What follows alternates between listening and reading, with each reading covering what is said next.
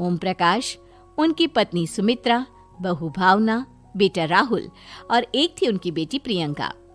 वैसे तो ओम प्रकाश और सुमित्रा के घर में सब कुछ ठीक ठाक था, लेकिन सुमित्रा की एक आदत थी।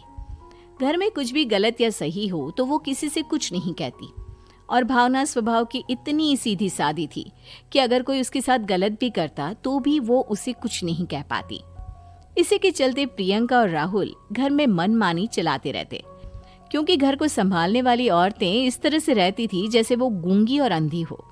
माँ, मैं अपनी सहेलियों के साथ पिकनिक पर जा रही हूँ। ठीक है बेटा, चली जाओ।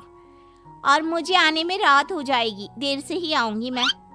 अच्छा, कोई बात नहीं बेटा। अरे भावना, तुमको एक बार में समझ में नहीं आता क्या? नाश्ते में फिर से पराठे बना के रख दिए। कितनी बार तुमसे कहा है कि मेरे लिए ढंग का नाश्ता बनाया करो। ठीक है जी, आगे से ध्यान रखूंगी। अरे ये बहू से किस तरह से बात कर रहे हो तुम राहुल? अरे तो और क्या करूं पापा, इसको कही बात एक बार में समझ में ही नहीं आती। सुमित्रा, तुम अपने बेटे को समझाती क्यों नहीं?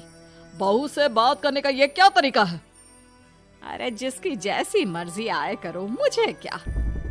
भावना बेटा, तुम भी तो कभी कुछ कहा करो। इस तरह क्यों सबकी बातें सुनती रहती हो? कोई बात नहीं पापा जी, सब ठीक है। रात को काफी देर तक प्रियंका घर नहीं आती, और जब वापस लौट कर आती है तो एक लड़की के साथ बाइक पर बैठकर। सुमित्रा और भावना दोनों ही प्रियंका को लड़की के साथ देख लेते हैं।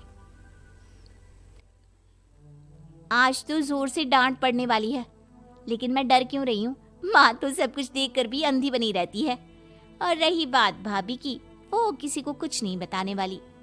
कहने को भगवान ने आवाज दी है, लेकिन गूंगी है गूंगी। अरे प्रियंका बेटा, इतनी रात को कॉलेज से लौट कर आ रही हो? कहाँ गई थी तुम? पापा, वो सहेली के घर पर थी, पढ़ाई करने के लिए रुक गई थी। अच्छा, ठीक है, जाओ अपने कमरे में जाओ और सो जाओ।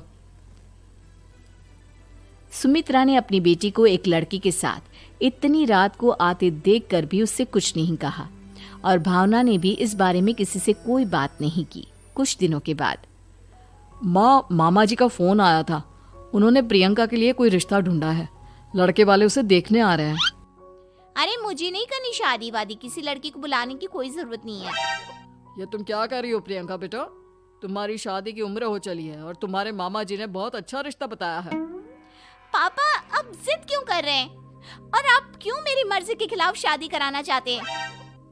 अरे माँ, इसको समझाइए ना। आपकी बेटी, आप तो बस चुपचाप सब कुछ होते हुए भी देखती रहती हैं। अरे तो क्या कहूँ, और मेरे कहने से क्या हो जाएगा? वैसे भी गलत क्या हो रहा है, सब कुछ सही तो है। भावना बहू, देखो तो प्रियंका हमारी बात नहीं समझेगी, लेकिन वो तुम्हारी हम उम्र है। क्या पता तुम्हारे कहने से उसे कुछ समझ में आ जाए। नहीं पापा जी, मेरे कहने से कुछ नहीं होगा। मैं प्रियंका को कैसे समझा सकती हूँ? वो ननद है मेरी, कहीं मेरी किसी बात का बुरा मान गई तो? सुमित्रा और भावना में से कोई भी प्रियंका को कुछ नहीं समझाता। इस बात से राहुल और ओम प्रकाश जी दोनों ही परेशान हो जाते हैं। और फिर जब लड़का प्रियंका को देखने के लिए आता है, मुझे आपकी बेटी बहुत पसंद है, मैं उसके साथ शादी करने के लिए तैयार हूँ। देखो, मुझे तुमसे शादी नहीं करनी, और ये बात जितनी जल्दी समझ में आ जाए अच्छा रहेगा। अरे तो फिर आप लोगों ने मुझे यहाँ बुलाया ही क्यों? माफ कर दो बेटा, वो हमारी बेटी जरा गुस्से में है। हम उसे समझाने की कोशिश करते हैं। हाँ, देखिए आप नाराज मत होइए, वो तो उसने बस ऐसे ही कह दिया होगा। अरे कोई ऐसे ही कुछ कहता है क्या? और ये आपकी पत्नी और माँ, ये दोनों इस तरह चुपचाप क्यों बैठे हैं, जैसे इस घर के मेंबर ही ना हो? आपके घर में सब कुछ ठीक तो है ना? अरे सब कुछ ठीक है बेटा। सुमित्रा, समझाओ ना अपनी बेटी को। अरे क्या समझाऊं, क्या होगा समझाने से? सब ठीक ही तो हो रहा है, गलत क्या हो रहा है? भावना, प्रियंका को अंदर लेकर जाओ और उससे समझाओ कि कितना अच्छा रिश्ता है। इतना अच्छा लड़का है, इस तरह से बिहेव ना करे। नहीं जी, मैं किसी से कुछ नहीं कह सकती जी। अरे अजीब परिवार है, मुझे तो यहाँ से निकलना पड़ेगा। इस तरह से तो आपकी बेटी की शादी किसी से नहीं हो सकती। जिसके घर की औरतें गूंगी और अंधी बनकर बैठ जाए, उस घर का कुछ नहीं हो सकता। ओम प्रकाश और राहुल सुमित्रा और भावना की हरकतों की वजह से बहुत परेशान हो जाते हैं। एक दिन वो दोनों आपस में बात करते हैं। पापा, समझ में नहीं आता कि भावना और माँ को कैसे समझाया जाए। सही कहते हो बेटा, तुम और मैं काम के सिलसिले में सारा दिन घर के बाहर रहते हैं और घर की दोनों औरतें जिन्हें सारा घर संभालना चाहिए गूंगी और अंधी बनकर बैठी हैं।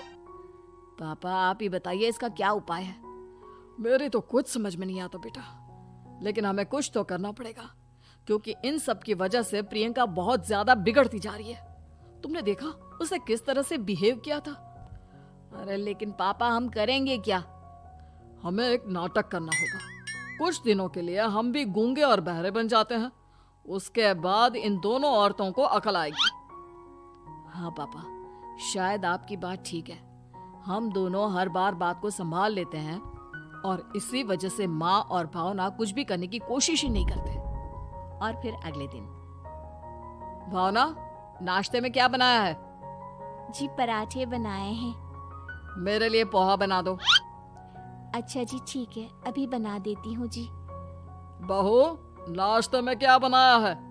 पापा जी, पराठे हैं और पोहे बन रहे हैं। अरे बहू, मुझे तो उपमा खाने का मन था, मेरे लिए उपमा बना दो। ठीक है पापा जी, अभी बना देती हूँ।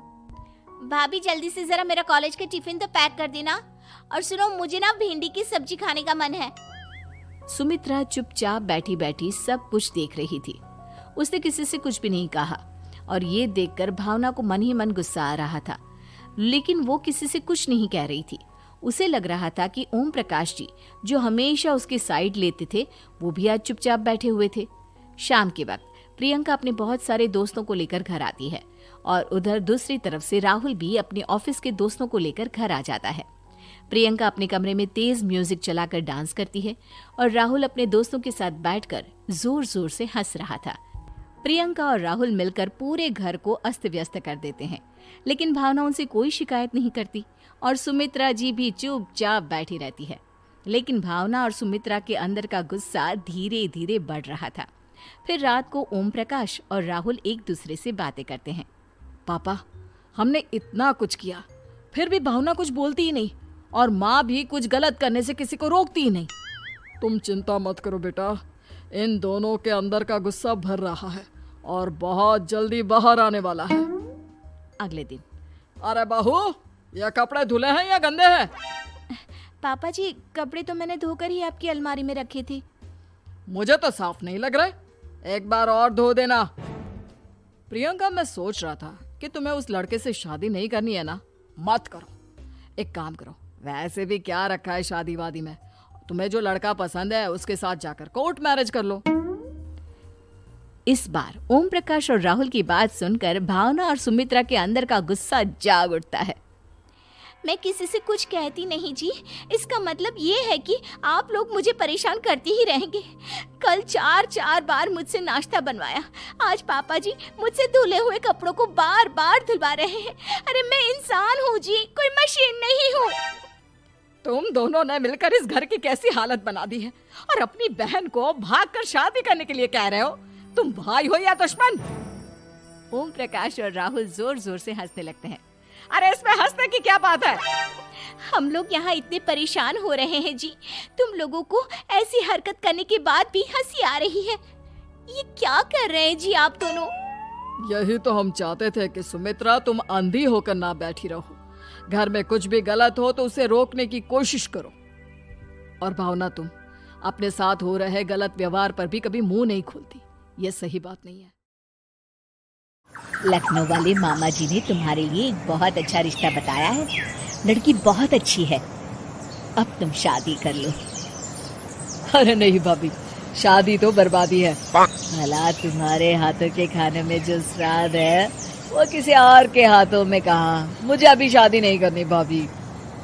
राजेश की ना नुकुर करने के बावजूद घर वाले उसकी शादी करवा देते हैं, लेकिन फिर भी राजेश अपनी भाभी का पल्लू नहीं छोड़ता।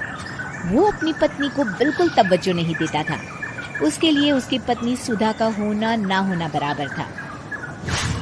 अरे राजेश, तुम अकेले बाहर जा रहे हो, सुधा को भी लेते जाओ। अरे क्या भाभी, हफ्ते में 1 दिन तो छुट्टी मिलती है और आप वो भी खराब करना चाहती हैं। सुधा बाहर जाके क्या करेगी? वो घर में ही ठीक है। वैसे मुझे देर हो रही है भाभी, चलता हूँ मैं। राजेश की इस बेरुखी से सुधा हमेशा उदास रहती थी। फिर एक दिन नीलम इस विषय को लेकर अपने पति से चर्चा करती है। सुनिए जी, राजेश को कब अकल आएगी? वो तो सुधा की बिल्कुल कदर ही नहीं करता। अब आप ही बताइए ऐसे कैसे चलेगा? तुम ठीक कहती हो, राजेश को सही रास्ते पर लाना ही पड़ेगा। चलो मैं तुम्हें एक उपाय बताता हूँ। फिर 2 दिन के बाद नीलम बाजार से खरीदारी करके घर लौटती है। ये लीजिए माँ जी, मैं आपके लिए नई साड़ी लेकर आई हूँ। बबलू, ये तुम्हारे लिए। नीलम सबके लिए कुछ न कुछ लेकर आती है। भाभी, आप मेरे लिए कुछ नहीं लेकर आई क्या? अरे राजेश, तुम क्या समझते हो? मैंने कोई बैंक खोल रखा है या फिर घर के आंगन में पैसों का पेड़ लगा रखा है? तुम हर बात के लिए मुझसे उम्मीद क्यों रखते हो? अब बड़े हो गए हो, अच्छा कमाते हो। क्या भाभी, मैं तो बस। अरे बस भी करो। तुम्हारी ये बच्चे जैसी नासमझ बातें सुनने के लिए मेरे पास बिल्कुल वक्त नहीं है। नीलम राजेश को झिड़क कर वहाँ से चली जाती है।